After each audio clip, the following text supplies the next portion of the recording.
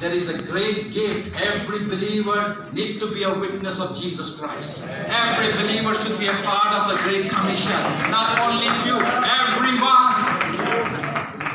If you want to see transformation happening in Asia and you want to see, we need to activate every believer in the church to become a part of the Great Commission. We need to send them out of the church and let them start the work of God on the ground next to your door. Today we know in the Bible, all the streets of Jerusalem. We know in the Bible how much distance is from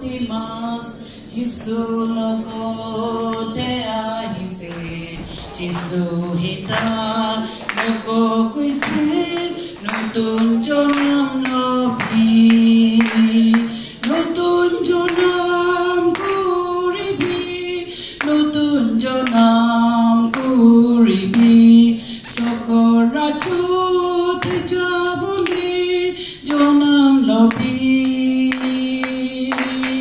nutun jonam kuribi, nutun jonam